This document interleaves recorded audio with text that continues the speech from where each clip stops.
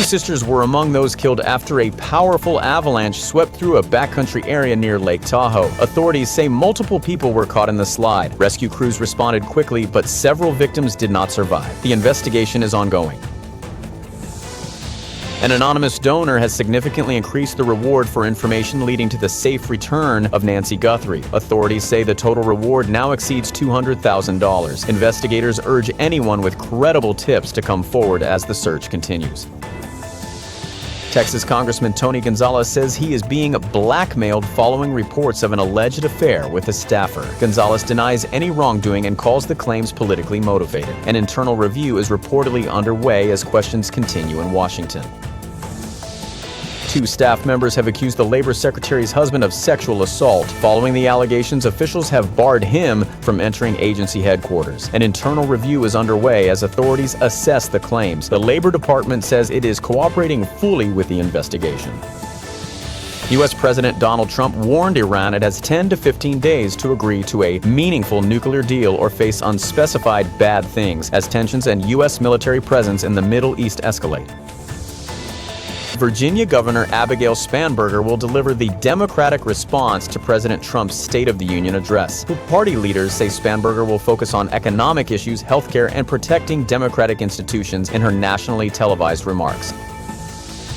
A federal judge has ordered the Trump administration to restore a removed slavery exhibit by Friday. The court ruled the exhibit's removal raised serious constitutional concerns and directed officials to reinstate the display while the legal challenge moves forward. President Donald Trump is heading to Georgia after announcing he secured pledges from the Board of Peace to support humanitarian relief efforts in Gaza. Trump says the funds aim to provide urgent aid as the region faces growing humanitarian challenges. Donald Trump has issued an order seeking federal protection for a widely used weed killer facing thousands of lawsuits over cancer claims. Supporters say it protects farmers and manufacturers, while critics argue it could limit legal options for affected consumers. Prince Andrew, brother of King Charles III, has reportedly been arrested, sending shockwaves through the British royal family. The development raises fresh questions about the monarchy's future and public trust in the House of Windsor. Buckingham Palace has not yet issued a detailed statement. Trump's Board of Peace have pledged $7 billion in humanitarian aid for Gaza. The group says the funding will support food, medical care, and rebuilding efforts aiming to ease the ongoing humanitarian crisis in the region. Former South Korean President Yoon has been sentenced to life in prison after a court found him guilty of unlawfully imposing martial law. Judges ruled the move violated constitutional limits, triggering nationwide unrest and a historic political crisis in South Korea. A new immigration memo may allow federal authorities to arrest certain refugees in the United States. Advocates warn the policy could increase detentions, while officials say it strengthens enforcement. Legal experts expect court challenges as concerns grow among refugee communities nationwide. In Rhode Island, chaos erupted when a gunman opened fire in a crowded area. Witnesses say brave bystanders quickly rushed the suspect, tackling and disarming him before more lives were lost. Police arrived shortly after and took the shooter into custody. An investigation is ongoing.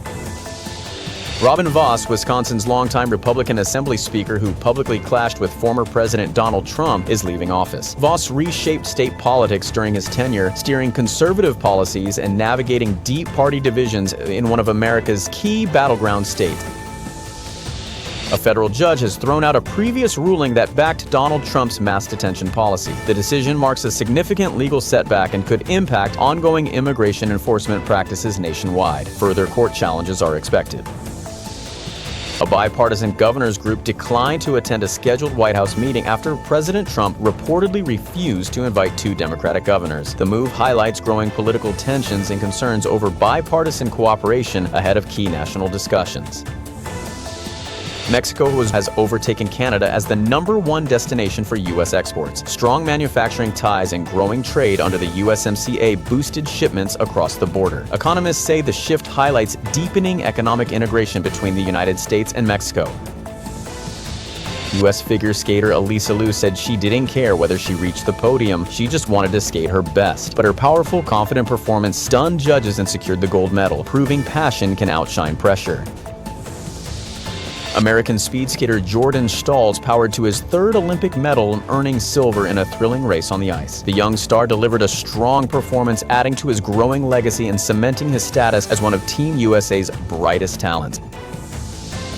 NASA says about 15,000 near-Earth asteroids large enough to destroy a city are being tracked. Scientists stress there is no immediate threat, but continued monitoring is critical to protect the planet from potential future impacts. For the first time, scientists have directly detected metal pollution in the upper atmosphere caused by re-entering SpaceX rockets and other space debris. The study confirms that falling spacecraft are leaving measurable traces of aluminum and other metals high above Earth. A popular Florida rapper, Lil Papa, has died in Atlanta. The Fulton County Medical Examiner confirmed to CNN that Janarius Michael Wheeler was pronounced dead shortly after 11 a.m. on Wednesday. He was 25 years old. An investigation is underway.